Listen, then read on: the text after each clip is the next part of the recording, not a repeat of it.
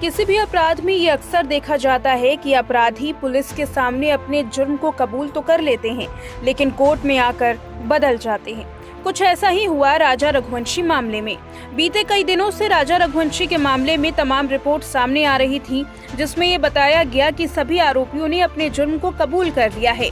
राजा रघुवंशी के मामले में सोनम और सभी आरोपियों के खिलाफ पुलिस के पास पुख्ता सबूत भी थे, लेकिन अब जब कोर्ट में आरोपियों को पेश किया गया तो राजा रघुवंशी के मामले में 2 आरोपियों ने अपने बयान को बदल लिया। जी हाँ, इंदौर के राजा रघुवंशी मामले में आकाश और आनंद जो कि आरोपी हैं, जिन्हें गिरफ्तार किया गया है, जब इन दोनों की शिलांग कोर्ट में पेशी हुई तो बयान में ये कहा गया कि उन्होंने इस अपराध को नहीं किया।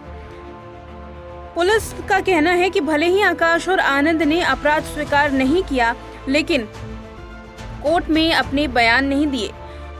थाने में पूछताछ के दौरान और क्राइम सीन रिक्रिएशन के दौरान दोनों ने कैमरे के सामने अपना जुर्म कबूला है।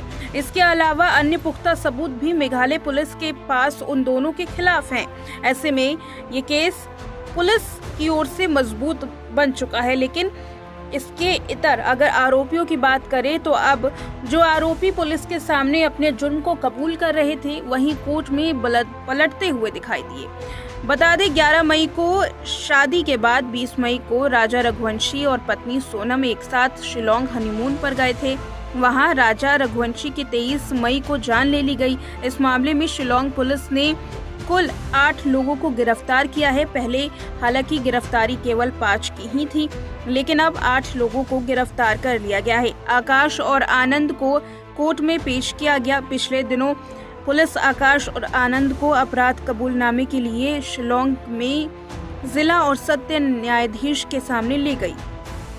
एसआईटी प्रमुख ने बताया कि हम फॉरेंसिक रिपोर्ट का इंतजार कर रहे हैं। इस तरह से अपराध में पुलिस के पास मौजूद मटेरियल साक्ष्य भी अहम है।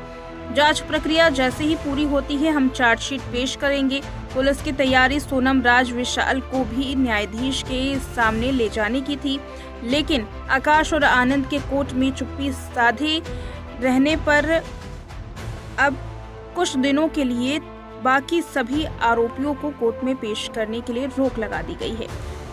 पुलिस का कहना है कि जांच प्रक्रिया पूरी होते ही सोनम राज विशाल को भी कोर्ट के सामने पेश किया जाएगा।